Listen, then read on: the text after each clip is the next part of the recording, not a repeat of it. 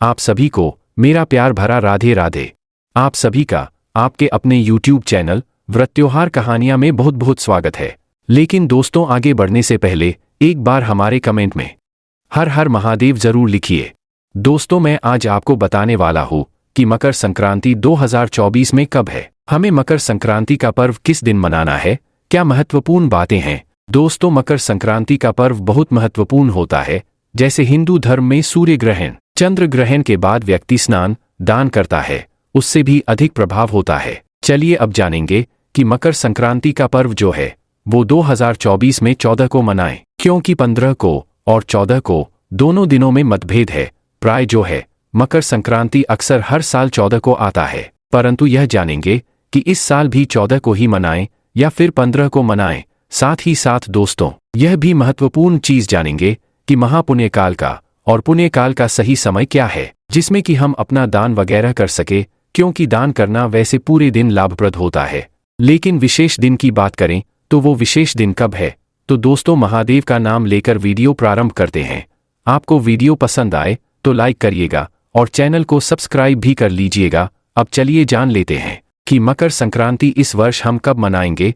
तो इस वर्ष भी हम 15 तारीख को ही मकर संक्रांति का पर्व मनाएंगे। क्यों मनाएंगे? क्योंकि देखिए, सूर्य है वह मकर से धनु राशि से मकर राशि में प्रवेश करेंगे। आज के दिन हर साल ही प्रवेश करते हैं, तो प्रवेश करने का जो दिन है वह 14 तारीख को है और 14 तारीख को दोपहर को 2 बजे वह प्रवेश करेंगे। अब इस समय तो हम मकर संक्रांति स्नान दान नहीं कर सकते, तो इसलिए उदया तिथि के अनुसार 15 जनवरी को मकर संक्रांति का पर्व मनाना शुभ होगा। अब चलिए यह जान लेते हैं कि कैसे और क्या चीजें करना चाहिए। देखिए, मकर संक्रांति के दिन सुबह सवेरे जल्दी उठ जाइए। जल्दी उठना बहुत श्रेष्ठ होता है, क्योंकि देखिए, हम रोज तो लेट करते हैं, पहले जगते हैं, अपने मन अनुसार नहाते धोते हैं, लेकिन ये दिन ऐसा है, ये पर्व ऐसा है कि अंधेरे अंधेरे यानी कि ब्रह्मा मुहूर्त में ही नहाने का विशेष लाभ है।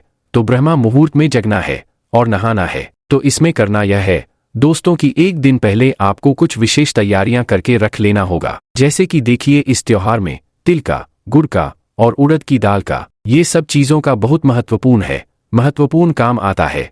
क्योंकि देखिए, गुड़ जो है वह सूर्य की चीज है और तिल वगैरह जो है, तिल, काली उड़द, ये सब शनि से जुड़ी हुई चीजें हैं। और इस त्योहार में पिता और पुत्र दोनों का मेल होता है, इसलिए दोनों ही चीजें एक दिन खाते हैं और दान करते हैं। तो तिल, काली उड़द, ये सब चीजें आप एक दिन पहले से मंगा के रख लीजिए। इसमें विभिन्न प्रकार के जो लड्डू होते हैं वो भी अपने अपने परंपरा के अनुसार घरों में बनाए जाते हैं।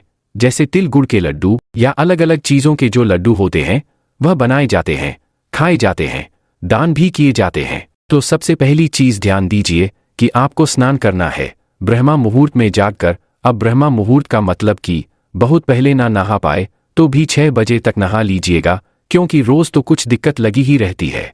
6 बजे तक नहाने के बाद जो है, आप नहाने से पहले वैसे तो देखिए, मकर संक्रांति में नदी वगैरह में स्नान करने का बहुत लाभ है, लेकिन आप नहीं कर पाते हैं तो घर में ही बाल्टी में थोड़ा सा गंगाजल, थोड़ा सा काले तेल मिला करके और हर हर गंगे बोलते हुए स्नान करिएगा। ध्यान रखिए, हर हर गंगे जरूर बोले। हर हर गंगे बोलने से सभी पापों का नाश होता है, मनुष्य जो है पुण्य की प्राप्ति करता है।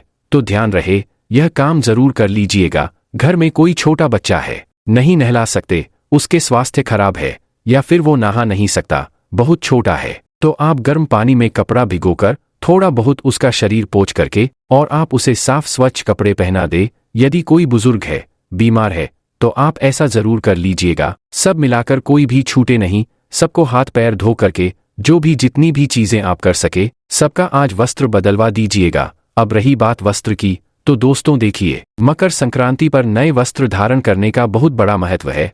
तो देखिए, मकर संक्रांति पर जनेऊ भी बदला जाता है। जो घर में जनेऊधारी लोग हैं तो मकर संक्रांति के दिन जनेऊ धारण करते हैं। पहले के समय में जो पंडित जी हुआ करते थे, वह जब आते थे मकर संक्रांति के दिन तो व्यक्ति को जनेऊ दिया करते थे।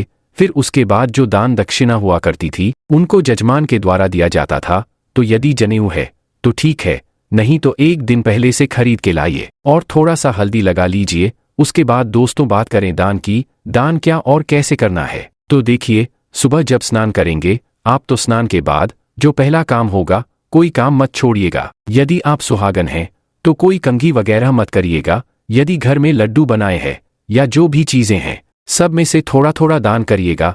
कोई भी चीज हो जरूर उसमें से दान करिएगा, यह ध्यान रखिए। जो भी आप अपने खाने के लिए रखा है सब में से दान करिएगा। विशेषकर खिचड़ी का दान होता है, तो जैसे पकी हुई खिचड़ी का नहीं कर पाएंगे तो कच्ची खिचड़ी में चावल और उड़द की दाल दान की जाती है। और मिला भी सकते हैं, अलग अलग भी कर सकते हैं, जो आपकी इच्छा हो। काले तिल होता है, और जो चूड़ा, मुरमुरा और मुरमुरे के लड्डू होते हैं, जो भी लड्डू वगैरह घर में बनते हैं, गज्जक बनते हैं, मतलब जो भी, तो उन सब में से थोड़ा थोड़ा दान के लिए अवश्य निकाल दीजिएगा। हर परिवार के सदस्य के लिए इसी ही छोटी छोटी एक थाली तैयार करके रख लीजिए। और हर परिवार के लिए नहीं भी कर पाते हैं तो एक घर का सदस्य जो नहा ले तो अपने लिए पहले तैयार कर ले। ध्यान रखिए, नहाने के बाद पहला काम है चीजों को आप रखे रहे और उनका स्पर्श करें, और वह जो है एक जगह पर रखते जाएं। पूरे परिवार के लोगों के ऐसे ही दान की सामग्री निकलवा ले। जब सब नहा ले और सबके दान की सामग्री इकट्ठी हो जाए तो आप इसे मंदिर में या किसी पंडित पुजारी के घर भिजवा दें। तो यह काम आपको अवश्य करना है।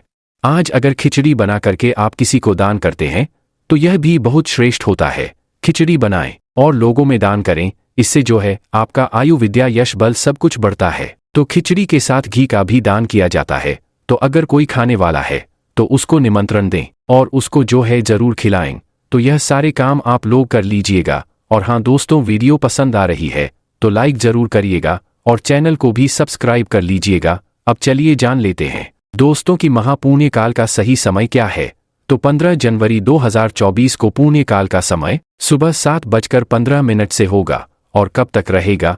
तो शाम को 5:44 तक रहेगा। तो पूरे दिन आपको जो है स्नान दान का शुभ मुहूर्त है। बस एक चीज का ध्यान जरूर दिया जाता है कि स्नान ब्रह्मा मुहूर्त में ही होता है, तो दान जो है आप इस मुहूर्त में कर लीजिएगा। स्नान 6 बजे तक कर लेते हैं तो ज्यादा उत्तम होगा। और महापुण्य काल का समय जानना चाहते हैं जो कि बेहद प्रभावशाली होता है, तो 7:15 से सुबह 9 बजे तक रहेगा।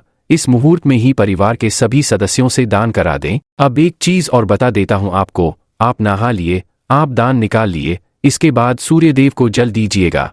उसमें काले तिल अवश्य मिलाइए। काले तिल मिलाकर ही सूर्य नारायण को जल दीजिएगा। दूसरी चीज है कि जब आप भगवान की पूजा करने जा रहे हैं तो आज कोई मिश्री, गुड़ और कुछ भी नहीं चढ़ाएंगे। आज आप लड्डू या चना, मुरमुर ये सब लाए हैं, वो सब चीजें आज भगवान को चढ़ाएंगे, क्योंकि त्योहार के हिसाब से हमें अपने भगवान को भी भोग जरूर लगाना चाहिए। तो यह सारी चीजें आप सुबह की पूजा में भगवान को भोग लगा दीजिएगा। तो यह सारे काम हमें कर लेना है। स्नान हो गया, दान हो गया और पूजा हो गया। नए वस्त्र यदि व्यवस्था हो तो जरूर आप खरीद कर लाएं और पहने, इससे बहुत फायदा होता है। नहीं ला सकते हैं, नहीं पहन सकते, कोई बात नहीं, कोशिश करें एक छोटी सी कोई चीज लाएं। वो भी नहीं ला सकते, कोई दिक्कत नहीं, जो है उसी को साफ स्वच्छ करके। ब्रह्मा मुहूर्त में नहाने का बहुत महत्व है। यदि कोई शारीरिक दिक्कत है, कोई परेशानी है, शरीर कमजोर है, नहीं नहा सकते तो ठीक है, फिर जब आपके शरीर को ताकत मिले आप नहा सकते हैं। लेकिन जो लोग स्वस्थ है कोशिश करें ब्रह्मा मुहूर्त में ही नहा ले। यह चीज आपको जरूर ध्यान रखना है। और हाँ, ध्यान रखिएगा कि आपको अपनी स्थिति के अनुसार दान करना है। दोस्तों, दान के चक्कर में लोहे का दान मत करिएगा। दोस्तों, ये वीडियो आपको कैसी लगी हमें कमेंट में जरूर बताइएगा। चैनल को सब्सक्राइब जरूर करिएगा। मिलता हूं मैं आपसे अगली वीडियो में। हर हर महादेव।